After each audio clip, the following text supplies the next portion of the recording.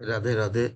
आप सब में स्थित परमात्मा को प्रणाम करके आज हम श्रीमद् भागवत महापुराण के तृतीय स्कंध के 13वां अध्याय, जिसमें वाराह अवतार की कथा है, उसको हम प्रारंभ करेंगे।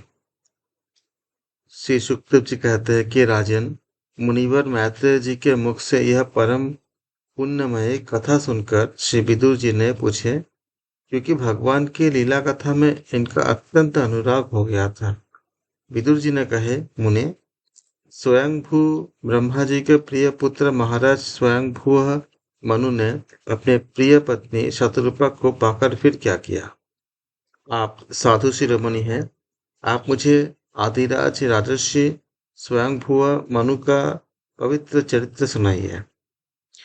तो श्री भगवान श्री विष्णु जी के वे शरणापन्न थे, इसलिए उनका चरित्र सुनने में बहुत मेरी श्रद्धा है।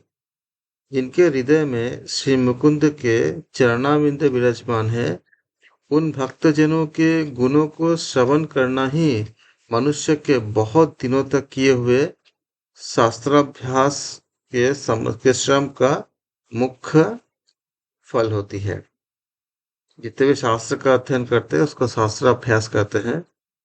शास्त्राभ्यास के श्रम का मुख्य फल है, ऐसा विद्वानों का श्रेष्ठ मत है। तो श्री सुखदेव जी कहते हैं कि राजन, विदुर जी ने सहस्त्र शीर्ष भगवान श्री हरि के चरणाश्रित भक्त थे। उन्होंने जब विनय पूर्वक भगवान की कथा के लिए ये प्रेरणा की, तब मुनिवर मैत्रेय का रोम रोम पूरा खिल उठे। तो मुनिवर ने कहे, श्री मैत्रेय जी बोले, जब अपनी भार्या शतरूपा के साथ स्वयंभू मनु का जन्म हुआ, तब उन्होंने बहुत नम्रता से हाथ जोड़कर श्री ब्रह्मा जी को कहे, भगवान, एकमात्र आप ही समस्त जीवों के जन्मदाता और जीविका प्रदान करने वाले पिता हैं। तथापि हम आपकी संतान ऐसा कौन सा कर्म करे जिससे आपकी सेवा जो है बन सके। पूज्यपाद, हम आपको नमस्कार करते हैं। आप हमसे हो सकने वाले ऐसा कोई कार्य के लिए हमें आज्ञा दीजिए, जिससे इस लोक में हमारी सर्वत्र कीर्ति और परलोक में भी हमारे सद्गति प्राप्त हो सके। तब ब्रह्मा जी ने कहे कि तात, पृथ्वी पते, तुम दोनों का कल्याण हो।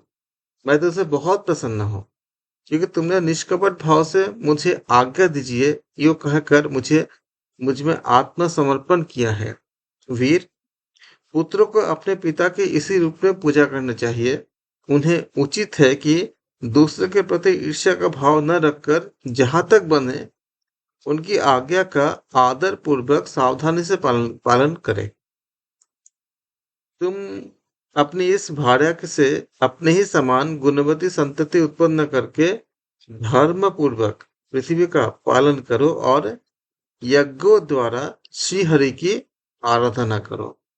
राजन, प्रज्ञा पालन से मेरी बड़ी सेवा होगी और तुम्हें प्रजा का पालन करते देखकर भगवान श्री हरि भी तुमसे बहुत प्रसन्न होंगे। जिन पर यज्ञ मूर्ति जनार्दन भगवान प्रसन्न नहीं होते, उनका सारा श्रम व्यर्थ ही हो जाता है, क्योंकि वे तो एक प्रकार के अपने आत्मा का ही अनादर करते हैं। तब मनु जी ने कहे, पाप का नाश करने वाले पिताजी, मैं आपकी आज्ञा का पालन अवश्य करूंगा, किंतु आप इस जगत में मेरे और मेरे भावी प्रजा के लिए रहने का स्थान तो बताइए। देव, सब जीवों का निवास स्थान पृथ्वी इस समय प्रलय के जल में डूबी हुई है। आप इस देवी के उद्धार का प्रयत्न तो कीजिए। तब श्री मैत्रेय जी ने कहे, पृथ्वी को इस प्रकार अथाह जल में डूबी देखकर ब्रह्मा जी बहुत देर तक मन में यह सोचते रहे कि इसे कैसे निकालो। जिस समय मैं लोक रचना में लगा हुआ था, उस समय पृथ्वी जल में डूब जाने से रसातल को चली गई। हम लोग सृष्टि कार्य में नियुक्त है, अतः इसके लिए हमें क्या करना चाहिए? अब तो जिनके संकल्प मात्र से मेरा जन्म हुआ है, वे सर्वशक्तिमान श्री हरि ही मेरे इस काम को पूरा करेंगे। निष्पाप विदुर जी, ब्रह्मा जी इस प्रकार विचार कर ही रहे थे कि उनके नासा छिद्र से अचानक यानी अकस्मात अंगूठे के, जैसे हमारी अंगूठी होती है, अंगूठे के बराबर आकार के एक वाराह शिशु निकला। भारत, बड़े आश्चर्य की बात तो यह हुई कि आकाश में खड़ा हुआ वह वराह शिशु ब्रह्मा जी को देखते ही देखते बड़ा होकर क्षण भर में हाथी के बराबर हो गया। उस विशाल वराह मूर्ति को देखकर मरीचि आदि मुनिगण, जितने मुनिजन थे, सनकादि और स्वयंभुव मनु, उनके सहित मनु के सहित श्री ब्रह्मा जी तरह तरह के विचार करने लगे। ओह, शुकर के रूप में, वराह मतलब शुकर होता है, शुकर के रूप में आज यह कौन दिव्य प्राणी यहाँ प्रकट हुआ है? कैसा आश्चर्य है! यह अभी अभी मेरे नाक से निकला था। पहले तो यह अंगूठे के पोड़ुए के बराबर दिखाई देता था, किंतु एक क्षण में ही बड़ी भारी शिला के समान हो गया है। अवश्य ही यज्ञपूर्ति भगवान हम लोगों के मन को मोहित कर रहे हैं। ब्रह्मा जी और उनके पुत्र इस प्रकार सोच ही रहे थे कि भगवान यज्ञ पुरुष पर्वताकार होकर गरजने लग गए, इतने बड़े हो गए। सर्वशक्तिमान श्री हरि ने अपनी गर्जना से दिशाओं को प्रतिध्वनित करके ब्रह्मा और श्रेष्ठ ब्राह्मण को हर्ष से भर दिए। अपना खेद दूर करने वाली जितना जितना खेद मतलब दुख इत्यादि को दूर करने वाले माया में वराह भगवान की घुरघुराहट को सुनकर वे जनलोक, तपलोक और सत्यलोक निवासी मुनिगण तीनों वेदों के परम पवित्र मंत्रों से उनको स्तुति करने लगे। भगवान के स्वरूप का वेदों में विस्तार से वर्णन किया गया। अतः उन जितने मुनिजन थे, उन मुनीश्वरों ने जो स्तुति की है उसे वेद रूप मानकर भगवान बहुत प्रसन्न हुए और एक बार फिर गरज कर देवताओं के हित के लिए गजरात सी लीला करते हुए जल में प्रवेश कर गए। पहले वे शुक्र रूप में भगवान पुच्छ उठाकर बड़े वेग से आकाश में उछले और अपनी गर्दन के बालों को फटकार कर फूलों के आघात से बादलों को छितराने लगे। जितने बादल थे उसको उनको पूरा छितरा दिए। उनका शरीर बड़ा कठोर था, त्वचा पर बड़े बड़े बाल थे, दाढ़ें सफेद थे और नेत्रों से तेज निकल रहा था। उस समय उनकी बड़ी शोभा हो रही थी। भगवान स्वयं यज्ञ पुरुष है, तथापि शुक्र रूप धारण करने के कारण अपनी नाक से सूंघ सूंघ कर पृथ्वी का वो पता लगा रहे थे। उनके डाढ़ें बहुत कठिन थी। इस प्रकार यद्यपि वे बड़े क्रूर जान पड़ते थे, तथापि अपने स्तुति करने वाले मरीचि आदि मुनियों की ओर बहुत ही सौम्य दृष्टि से निहारते हुए उन्होंने जल में प्रवेश किया। जिस समय उनका व्रजमय पर्वत के समान कठोर और कलेवर जल में गिरा, तब उसके वेग से मानो कि समुद्र का पूरा पेट फट गया और उसमें बादलों की जो गड़गड़ाहट के समान एक भीषण सा शब्द हुआ, बहुत भयंकर। उस समय ऐसा जान पड़ता था कि मानो अपनी उत्ताल तरंग रूप भुजाओं को उठाकर वो बड़े आर्तस्वर से, हे यज्ञेश्वर मेरी रक्षा करो, इस प्रकार पुकार रहे हैं। तब भगवान यज्ञ मूर्ति अपने बाण के समान अपने फुरों से जल को चीरते हुए उस अपार जल राशि के उस पार पहुंचे।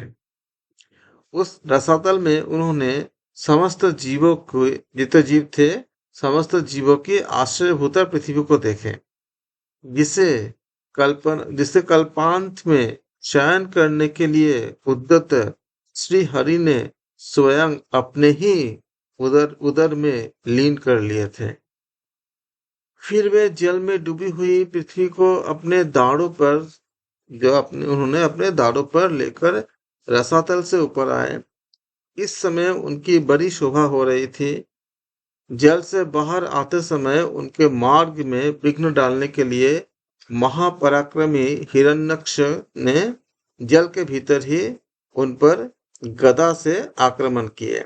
इससे उनका क्रोध चक्र के समान तीक्ष्ण हो गया और उन्होंने उसे लीला से ही इस प्रकार मार डाला जैसे सिंह हाथी को मार डालता है।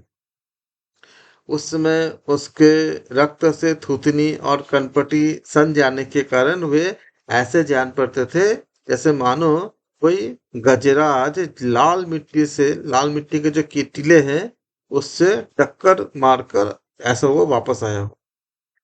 तात जैसे गजराज अपने दांतों पर कमल पुष्प धारण कर ले, उसी प्रकार अपने सफेद दांतों पर जो उनके जो क्योंकि जो गजराज मतलब हाथी होता है, तो सफेद दांतों के नोक पर पृथ्वी को धारण कर जल से बाहर निकले। उन्होंने जल से बाहर निकले हुए कमाल के समान नील वर्ण वराह भगवान को देखकर ब्रह्मा मरीचि आदि को निश्चय हो गया कि ये भगवान ही है। तब वे हाथ जोड़कर वेद वाक्य से उनकी स्तुति करने लगे। ऋषियों ने कहा, भगवान अजित आपकी जय हो यज्ञपते। आप अपने वेदत्रय रूप विग्रह को फटकार रहे हैं। आपको नमस्कार है। आपके रोमकूप में संपूर्ण यज्ञ लीन है। आपने पृथ्वी का उद्धार करने के लिए ही यह शुक्र रूप धारण किए हैं। आपको नमस्कार है। देव, दुराचारियों को आपके इस शरीर का दर्शन होना अत्यंत कठिन है, क्योंकि यह यज्ञ रूप है। इसकी त्वचा में गायत्री आदि छंद, रोमावली में कुश, नेत्र में घृत और चारों चरणों में होता, अर्धड्यूर, उद्गाता और ब्रह्मा, इन चारों ऋत्विजों के कर्म हैं। ईश आपकी थुथनी यानी मुख के अग्रभाग में स्त्रुक है, नासिका छिद्र में स्त्रुवा है, उदर में ईड़ा यानी यज्ञीय भक्षण पात्र है और कानों में चमस है। मुख में प्राशित्र यानी ब्रह्म भाग पात्र है और कंठ छिद्र में ग्रह यानी सोम पात्र है। भगवान, आपका जो चबाना है वही अग्निहोत्र है। बार बार अवतार लेना यज्ञ रूप आपकी दीक्षणीय इष्टि है। गर्दन उपसद ये 3 इष्टियां होते हैं। दीक्षणीय इष्टि है जिसमें गर्दन उपसद ये सब 3 इष्टियां है। दोनों ढाड़े प्राणीय दीक्षा के बाद की इष्टि और उदयनीय यज्ञ समाप्ति की इष्टि है। जीव्य प्रवर्ग्य अर्थात प्रत्येक उपसद के पूर्व किए जाने वाला महावीर नामक कर्म को कहते हैं। शीर्षभ्य यानी होम रहित अग्नि और अवसथ्य यानी औपासाग्नि, औपासन अग्नि इसको हम कहते हैं अवसथ्य कहते हैं। तब प्राणचिति इसको कहते हैं इष्टकाचयान, ये आपके प्राणचिति है यानी इष्टकाचयान है। देव, आपका वीर्य सौम है।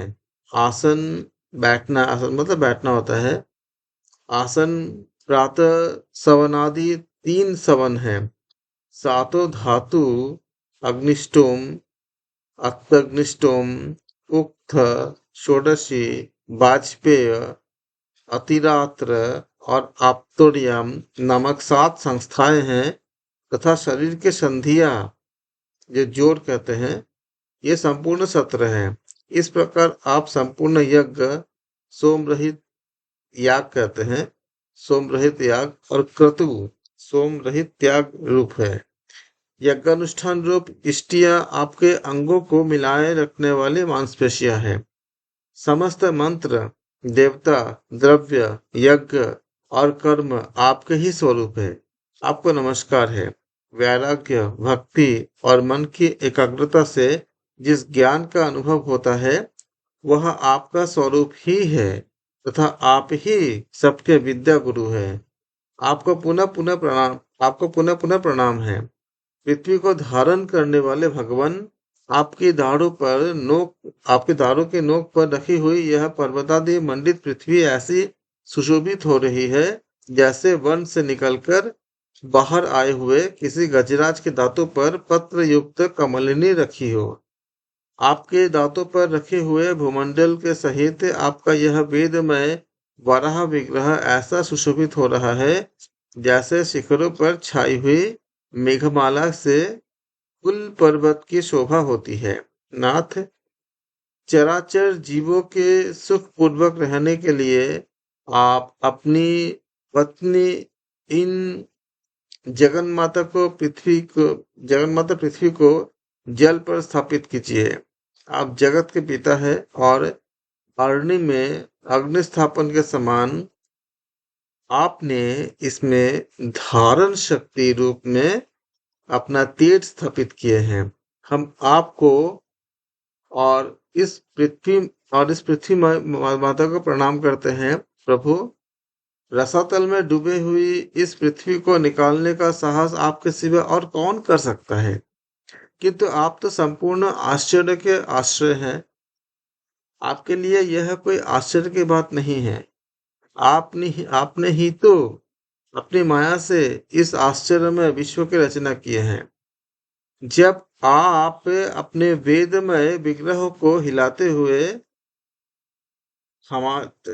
जब इस वेदमय विग्रह का जब आप हिलाते हैं, तब हमारे ऊपर आपकी गर्दन के बालों से झरती हुई शीतल जल की बूंदें गिरती है।